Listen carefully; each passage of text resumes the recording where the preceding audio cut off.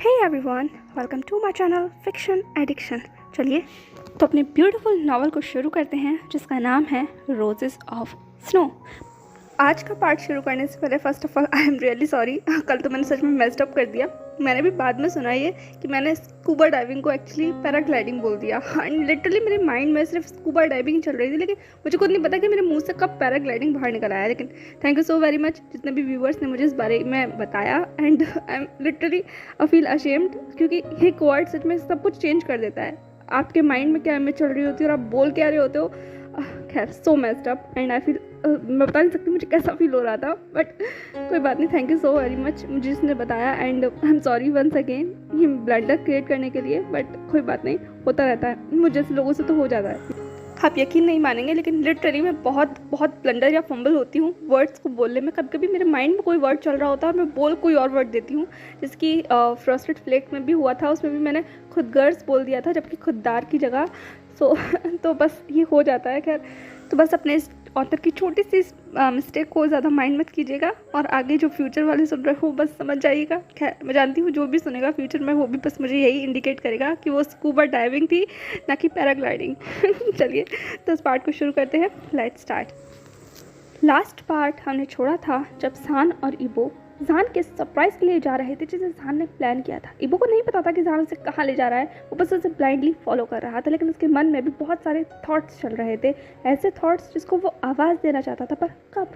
खैर, अब फाइनली जान और इबो एक बोट पर थे और वो सिर्फ समंदर पर चल रहे थे। इबो अपनी दुनिया में खोया हुआ था और जान सिर्फ इबो की एम्बुलेंस में था। तभी इबो ने जान के बालों को लगभग सॉफ्टली स्ट्रोक करते हुए कहा, वैसे हम कहाँ जा रहे हैं? जान ने कहा, हम लोग वापस लौट रहे हैं। इबो ने शॉक होते हुए पूछा, वापस लौट रहे हैं? इसका मतलब? जान ने टर्न लिया, उसके बाद अपना फेस इबो के फेस के पास रखा, उसे हग किया और फिर उसकी आंखों में देखते हुए कहा, हम लोग अपने प्राइवेट लॉन्च पर लौट रहे हैं, उसी जगह जहाँ से हमने शुरुआत की थी। एक सरप्राइज़ है जो आपका वेट कर रहा है और हमें उस तक पहुँचना है, तो वहाँ तो जाना ही होगा ना। ये कहते हुए उसने गिगल किया। इबो ने कहा, तुम भी बहुत मिस्टीरियस हो रहे हो। जान ने कहा, ये मिस्ट्री आपको लिटरली बहुत ब्यूटीफुल ड्रीम देने वाली है, तो जस्ट कम विद मी। ये कहते के साथ ही जान ने इबो को हक कर लिया और इबो ने भी सिर्फ ये कहा। इसके बाद लगभग 80 मिनट के बाद वो लोग अपने उसी प्राइवेट लॉन्च पर थे, यू कहो अपने प्राइवेट आइलैंड पर थे, जहाँ कोई भी नहीं था।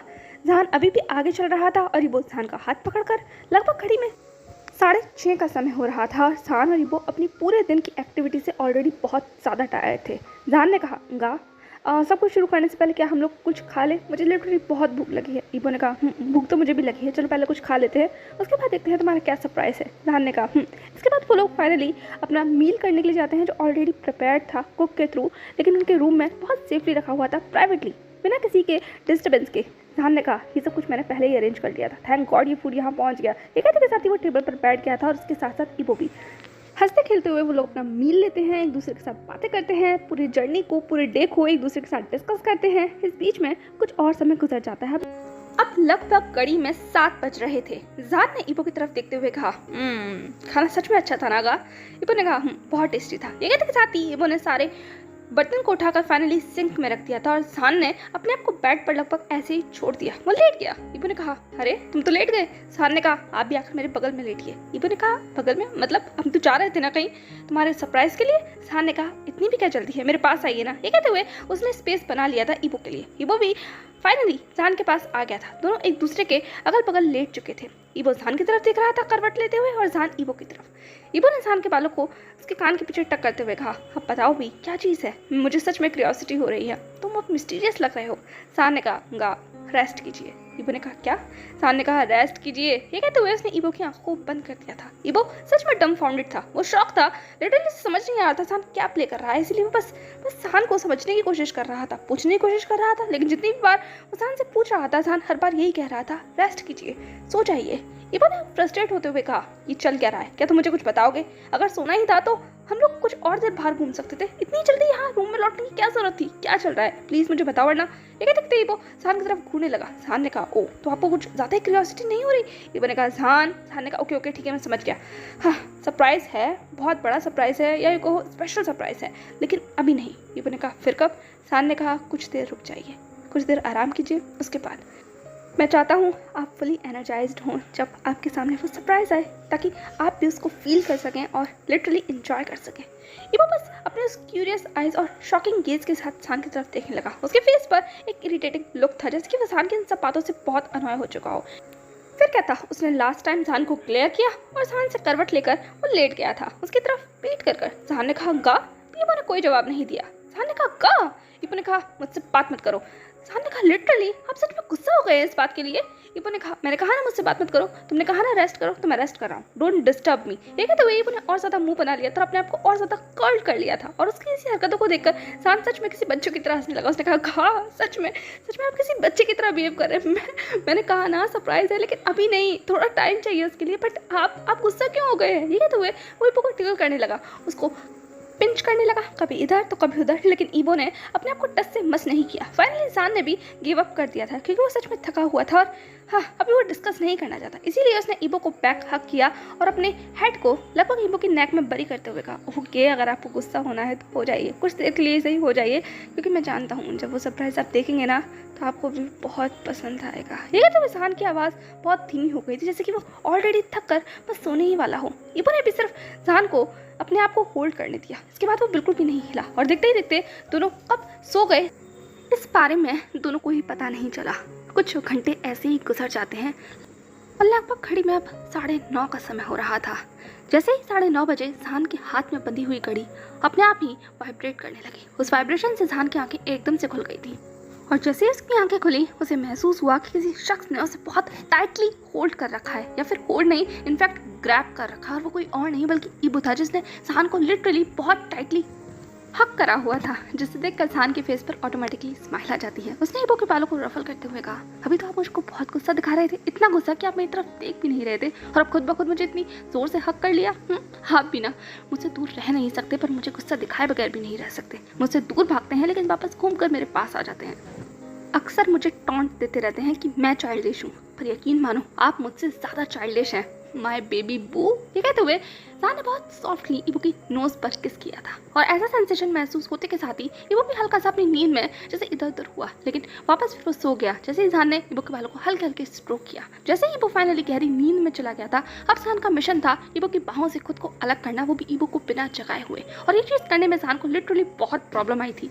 इबो बहुत ज़्यादा गहरी नींद में नहीं सोता, हल्की सी भी आहट उसे आराम से जगा देती है। पर आज शायद दिन भर की इतनी ज़्यादा थकान थी कि जान की हल्की सी हट का एहसास इबो को नहीं होता है। जान ने जैसे ही बहुत मशक्कत के बाद अपने आप को इबो से अलग किया, इबो हल्का सा जैसे बस नींद से उठने ही वाला था, लेकिन जान ने तुरंत इबो की बाहों के अंदर वापस एक प्लो को रख दिया, जिससे इबो ने हक कर लिया। जान समझकर जान को अब जाकर थोड़ा सा रिलैक्स फील हुआ था। उसने इबो की तरफ देखा जो ऑलरेडी किसी बेबी की तरह उस प्लो को कर्ल करे हुए सो रहा था। उसके बाद जान ने मुस्कुराते हुए कहा वो सरप्राइज आपको बहुत पसंद आएगा, बहुत ज़्यादा, जस्ट वेट एंड वॉच। ठीक है, तो उसने इबो का फ़ोन उठाया, उसमें अलार्म सेट किया, फ़ोन को वहीं टेबल पर रखा, इबो को सॉफ्टली फॉरहेड पर किस किया। उसके बाद कमरे का दरवाज़ा लगाकर वो फाइनली बाहर आ गया था। और जैसे ही वो बाहर आता है अपने फ़ोन को निकाल कर वो मैसेज कर देता है।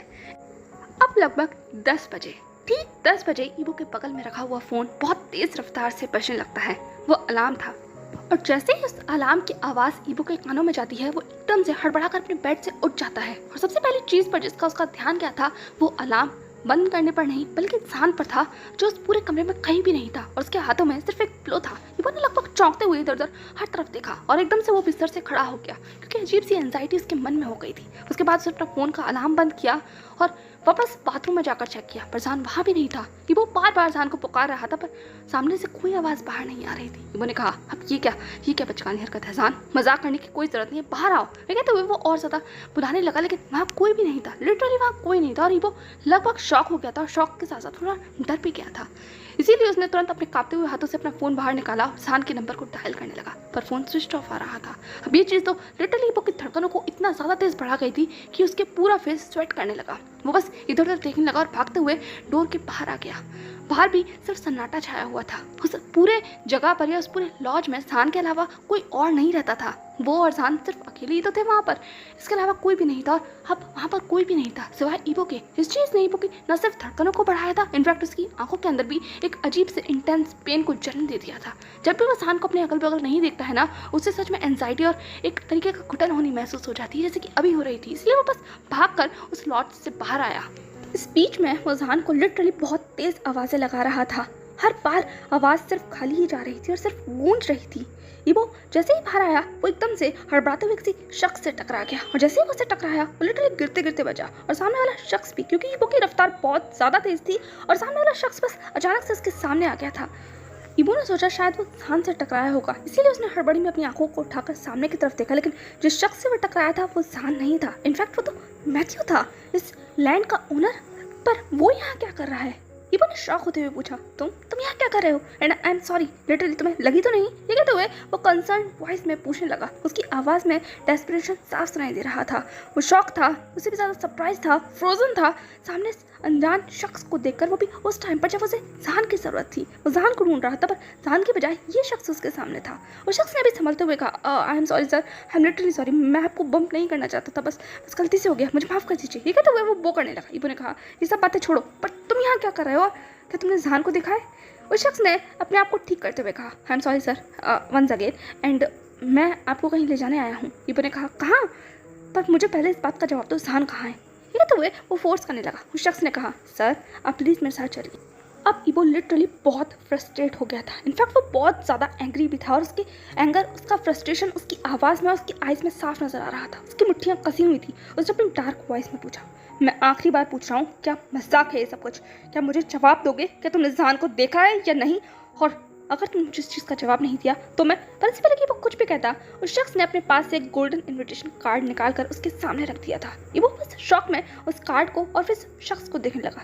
मैथ्यू ने कहा, सर ये आपके लिए है, इसे पढ़िए और फिर आप मेरे साथ चलेंगे। ये कहते हुए वो पीछे हो गया था एक कदम, क्योंकि उसे इबो से लिटरली डर लग रहा था, क्योंकि जिस तरीके से इबो से देख रहा था और जिस तरीके से वो चीख रहा था, ये चीज़ शॉकिंग थी। इबो ने उस गोल्डन कार्ड को लिया और उसे तुरंत हड़बड़ी में खोलकर उस कार्ड को बाहर निकाला। उस कार्ड पर एक इन्विटेशन था जिस पर लिखा हुआ था, I am waiting for you from your soul.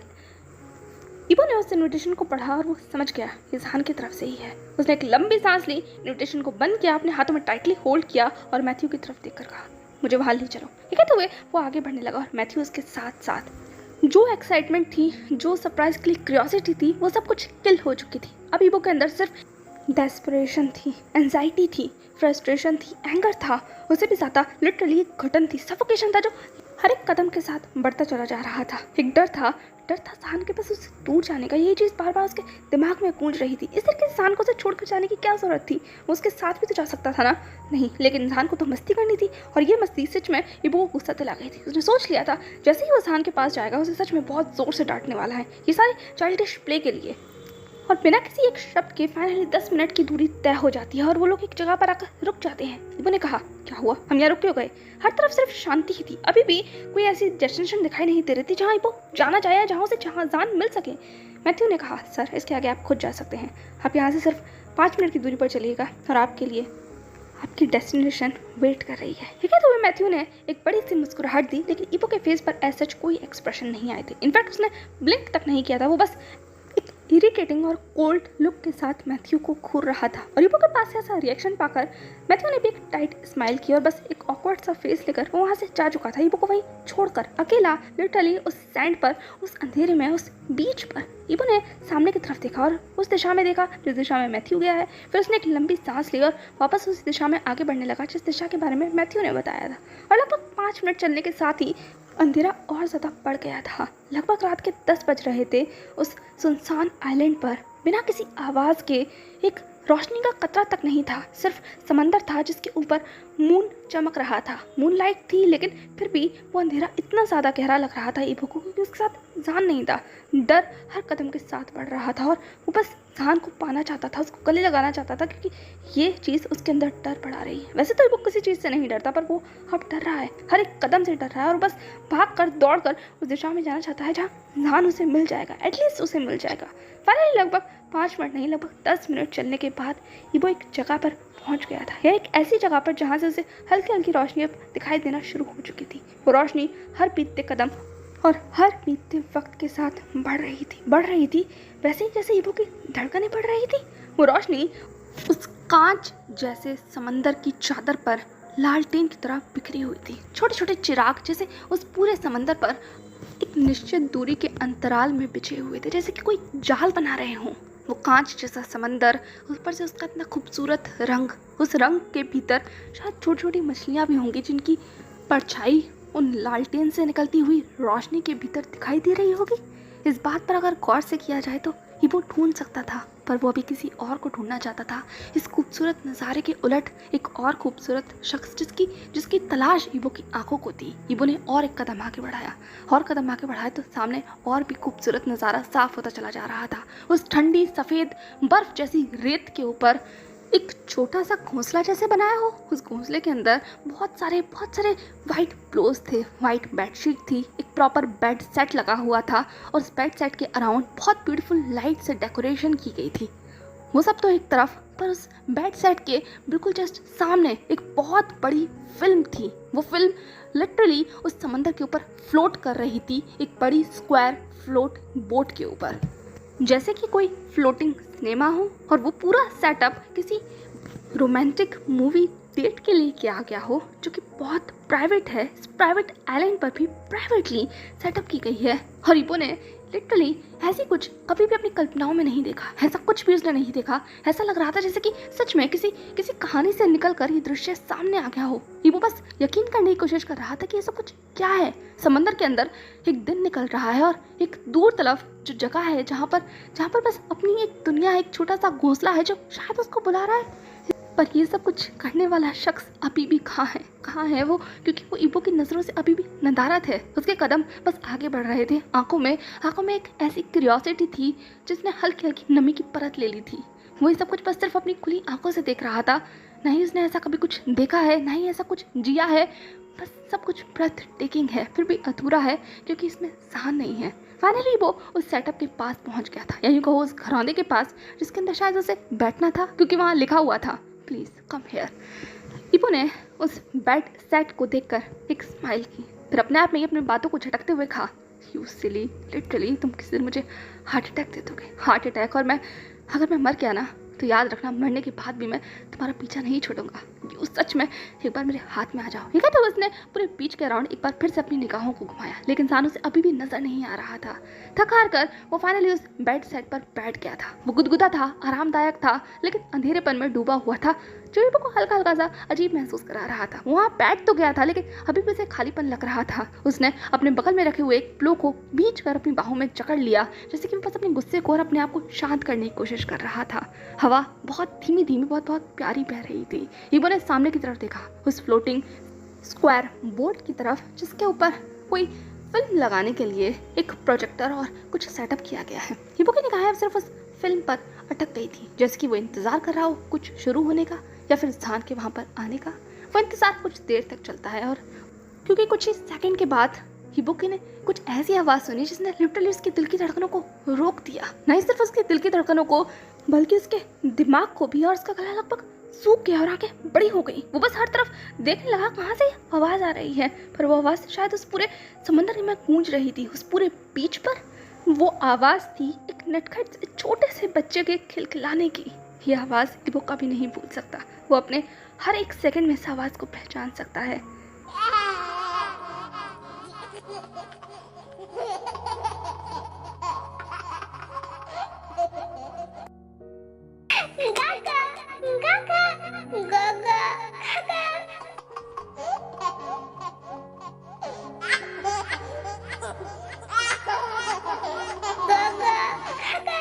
जैसे ही ईबो ने आवाज़ सुनी, वो जितना रेस्टलेस होकर वहाँ पर बैठा हुआ था, उससे भी ज़्यादा रेस्टलेस होकर वो वहाँ से बस खड़ा हो गया और बस भाग गया उस पूरे सेटअप से दूर। वो बस इस आवाज़ का पीछा करने लगा, लेकिन इस आवाज़ का कोई सोर्स उसे नजर ही नहीं आ रहा था, क्योंकि ये आवाज़ हर तरफ से सिर्फ गूंज रही थी।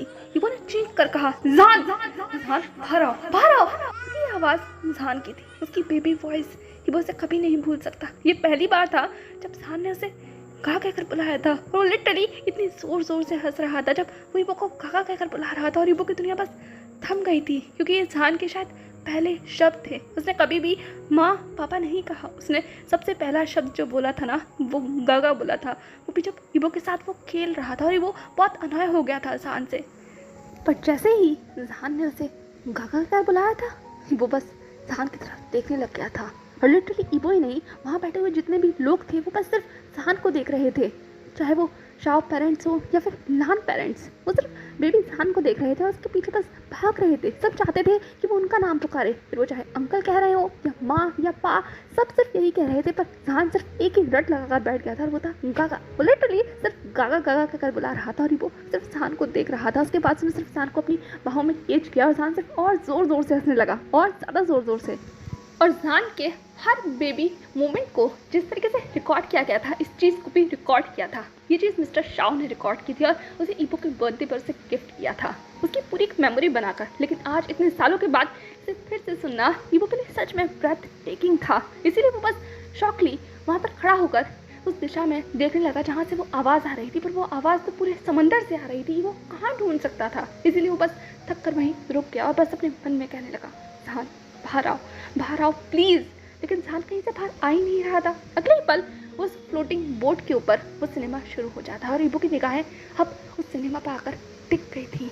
एटलीस्ट कुछ तो नजर आया। ईबो की आंखें नम थी। तभी उस फ्लोटिंग बोट से आवाज़ आती है, please mister Wang take your seat because journey is too long and you will be tired if you stand there and बस just watch alone, so please take your seat. जैसे ही ये आवाज़ सुनी, ईबो ने लिटरली अपने मन में कर्ज किया जान को, क्योंकि वो सच में जान को इस वक्त बहुत कुछ सुनाना चाहता था और सच में उसके ऊपर बहुत गुस्सा करना चाहता था, क्योंकि जान सच में उसे अब परेशान कर रहा है। लेकिन फिर भी वो थक हार कर बस वहीं जाकर दोबारा से बैठ गया और उसने एक बार और फिर से फ्लो को बहुत कसकर भींच लिया और बस सामने की तरफ देखने लगा। सो हे एवरीवन, जान ने तो लिटरली ईबो को नहीं हम सबको शॉक कर दिया।